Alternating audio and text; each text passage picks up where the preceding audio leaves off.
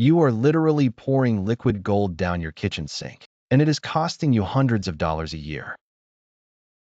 Most people today look at a pan full of shimmering bacon fat and see a cleanup headache, a waste product that clogs pipes and ruins waistlines.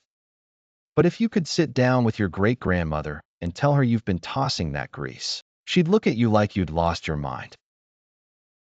For the generation that survived the Great Depression, that jar of liquid white gold sitting on the back of the stove wasn't just a cooking shortcut. It was a survival strategy. It was the difference between a bland, empty stomach and a meal that actually kept you moving through a 12-hour shift. I've spent the last 2 decades obsessing over the lost art of scarcity economics, studying how the most resilient generation in American history managed to thrive when the world was falling apart. What I've discovered is that we haven't just lost a few recipes. We've lost a fundamental mindset of resourcefulness that's making us poorer, sicker, and more wasteful. We've been conditioned to believe that saving means finding a coupon or waiting for a Black Friday sale. The greatest generation knew better. They knew that true wealth is built by closing the invisible leaks in your household, and the kitchen sink is the biggest leak of them all. You might think you're being modern or health conscious by reaching for that $15 bottle of processed seed oil. But here's the secret the big food conglomerates don't want you to hear. That refined vegetable oil is often more processed and less stable than the natural fats our ancestors used for centuries. But this isn't just about cooking. It's about a total shift in how you view everything in your home. Think about it. We live in a buy and discard culture. When something is used, we throw it away. When it breaks, we replace it. But during the 1930s, disposable wasn't a word in the American vocabulary. If you had a resource, you used it once, you repurposed it twice, and you stretched it until there was absolutely nothing left. I know, it sounds a bit intense. You're probably thinking, Porter, it's just a little bit of bacon fat. Is it really that deep? Stick with me, because once you see the math on how these small, Depression-era habits compound, you'll never look at your grocery bill the same way again. We're talking about a masterclass in household efficiency that has been buried under decades of clever marketing. If you're tired of feeling like your paycheck is evaporating before you even get to enjoy it, you're in the right place. We're going to reclaim those smart senior secrets and put them to work in 2026. Hit that subscribe button right now, because we are about to break down exactly how to stop the bleed and start living like the wealthiest poor people to ever walk this earth. Here's where it gets interesting. Saving the grease was only the first step. The real magic was in how they transformed that waste into a multi-tool that replaced 5 different modern products. Now, most people think saving grease just means keeping a jar of fat to fry eggs in the morning. But the Great Depression generation? They were the original masters of the multi-use product. They didn't have a cabinet full of specialized cleaners, leather conditioners, and high-end cooking oils. They had one jar that did the work of 5 modern household items. The secret wasn't just saving it. It was the 3-jar system. This is where 99% of people today get it wrong. They dump everything into one murky container and wonder why it tastes like burnt carbon 3 days later. The greatest generation treated their fats like a tiered investment portfolio. The first jar was the pure gold. This was the lightly rendered fat from high-quality bacon or salt pork, filtered through cheesecloth until it was crystal clear. This was their high-heat oil. It has a smoke point that rivals some of the most expensive avocado oils on the market today. They used this for searing meats and making the flakiest pie crust you've ever tasted. The second jar was the seasoning grade.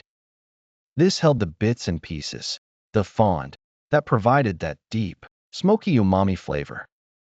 This was the secret weapon for slow-simmering greens, flavoring beans, or making a depression soup taste like a 5-course meal. Then there was the third jar, the industrial grade. This was the stuff that was a bit too burnt or off for eating. But did they throw it out? Not a chance. This was their waterproof sealant for leather boots. It was the lubricant for squeaky door hinges.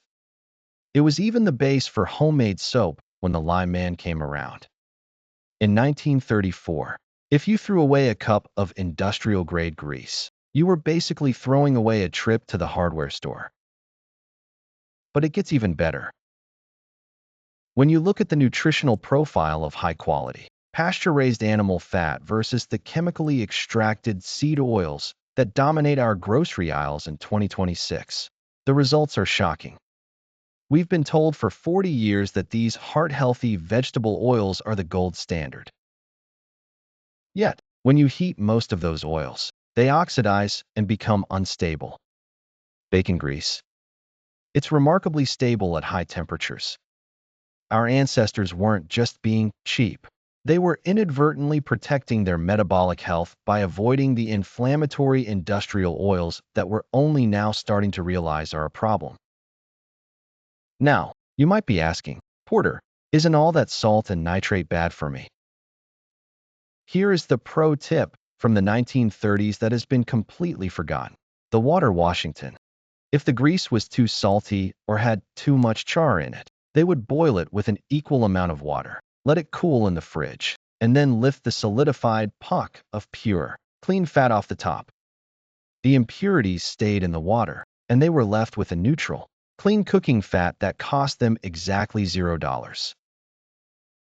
I know this sounds like a lot of work for a kitchen byproduct, but when you realize that a single pound of bacon can yield nearly half a cup of high-quality fat, and you multiply that by 52 weeks a year, you're looking at a $200 to $300 dividend back into your pocket. But we're just scratching the surface. Because while the grease was the gold, the real genius of the Depression generation was how they handled the leavings. I'm talking about the scraps, the peels, and the things we currently pay a waste management company to haul away. Stick with me, because in the next section, we're going to look at this stockpile strategy, how they turned a single chicken into 4 days of premium meals and a month's worth of health-boosting medicine. Before we move on, I want you to do one thing. Go to your kitchen right now and check. Do you have a grease jar? If not, you're literally watching your retirement fund go down the drain. This is where the Great Depression mindset moves from a kitchen hack to a full-blown financial revolution. If you think saving grease is a game changer, wait until you see the stockpile strategy. In 2026, we've been trained to be value shoppers. We look for the lowest price per ounce. But the greatest generation were utility shoppers. They didn't care what the sticker said. They cared about how many lives a single ingredient had. Take a standard roasting chicken. Today, most families eat the prime cuts and toss the rest in the trash. That's a 60% waste of your hard-earned money. In a 1930s household, that chicken was a 4-day tactical operation. Day 1, the roast. The prime meat was served. Day 2, the stretch. The smaller scraps were shredded into a massive pot of dumplings or Great Depression casserole, using that saved bacon grease to sauté the onions and celery. Day 3, the bone broth. This is the part we now buy in fancy cartons for $6 a pop. They simmered those bones with every vegetable scrap they'd saved in a stock bag in the icebox. Day 4, the liquid gold. That broth became the base for a hearty vegetable soup that fed the family one last time. When you run the numbers on this, it's staggering. By cycling your ingredients like this, you aren't just saving pennies. You are effectively cutting your grocery inflation by 40% to 50%. In a modern economy where food prices are volatile, this isn't just a tip, it's your personal inflation hedge. But there's a deeper secret here that goes beyond the math. It's the psychology of plenty. When you stop viewing your home as a place of consumption and start viewing it as a production center, your stress levels plummet. The Great Depression generation didn't feel poor because they had a jar of grease. They felt secure because they knew how to turn nothing into something. They had a sense of agency that we've traded for the convenience of DoorDash and pre-washed salad bags.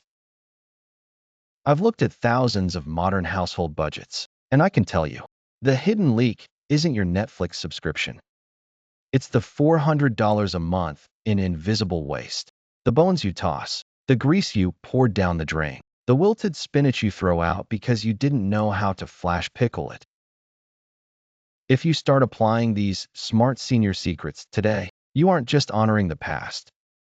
You are building a fortress around your family's future.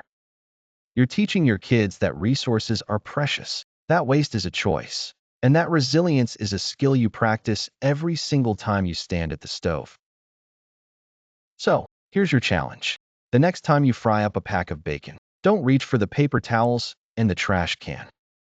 Reach for a glass jar. Filter that liquid gold. Feel the weight of it in your hand. That's not just fat, that's freedom.